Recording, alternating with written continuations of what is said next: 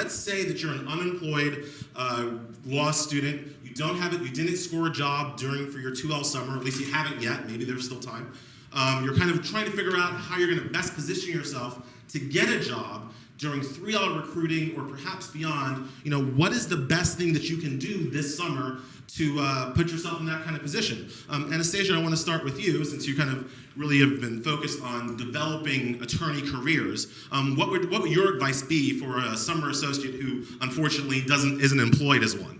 I would say the same principles apply to summer associates as regular unemployed attorneys who have been laid off, except for the fact that you have a lot more resources at your behest, and you actually get to play that pity card as a summer associate, as a law school student. So basically, you want to talk to as many people as possible and utilize your career development office, call up possible people at firms that you want to go to and ask them, like other alumni there. You really need to figure out how to network as much as possible.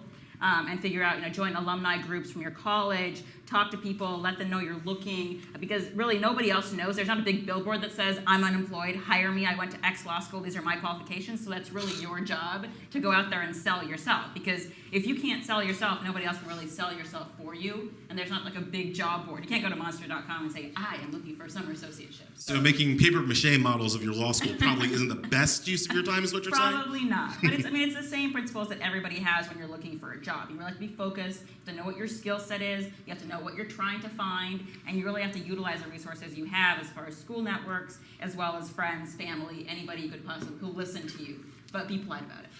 King, now, without roping you into whether or not ORIC is going to be hiring 3Ls as it looks forward into 2011, to the extent that ORIC would look at, or any big firm would look at a 3L who maybe didn't have a job as a 2L summer, like what kind of experience would you be looking for from that kid? Well, I think if you divide up the first and second summer and you evaluate those separately, the first summer really is a time where if you end up with a real law firm job, you're in the minority. So to the extent that you are still looking for a job at the end of your first year and you don't have something lined up for that summer, I'd say, first of all, don't panic. Most of your law school friends also are in that same boat.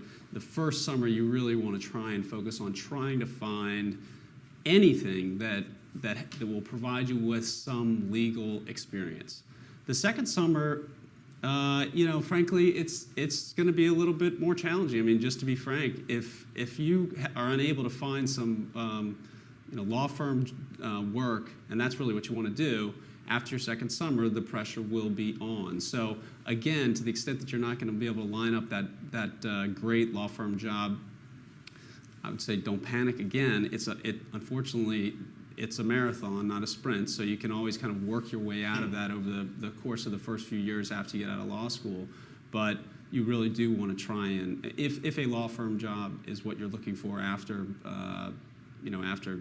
graduation, you really want to try and find that for that summer. And if not, then again, you're sort of back where you were at the end of the first year. Find something, anything where there's going to be, you're going to be exposed to legal issues that you can utilize some of the training that you've developed over the first year or two in law school.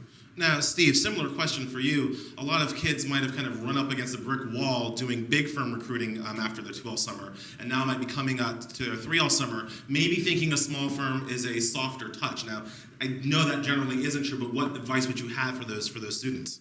For second year or first year? Let's say either. Okay. Let's say either.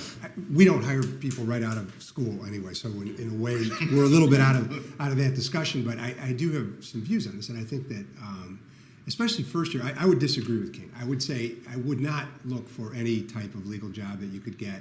I would try and take a little stock of yourself and say, what interests me? And if you have some sense of what you want to do, try to do something that allows you to develop your skills.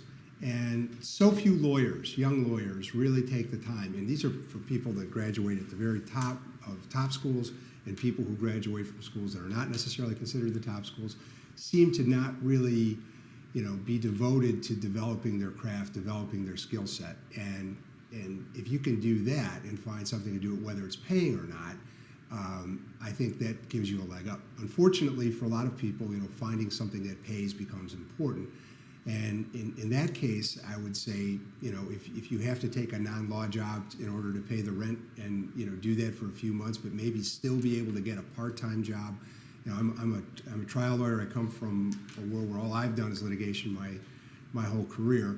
So using that as a background or an example, if you can find an opportunity to work in a government law office, whether it's an attorney general's office, a local DA's office, a public defender's office, and work for free, I think that that's great. A lot of federal judges and state judges I know, sort of expanded the program within their chambers to take on people to work as free interns.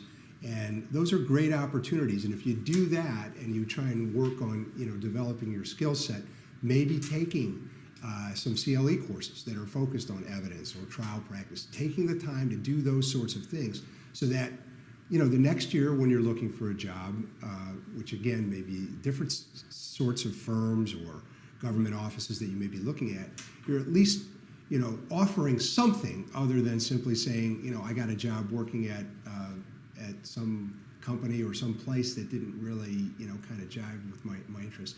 The other kind of caveat to that is if you can find something that you've just got an interest in, I think this is a great time to do it after your first.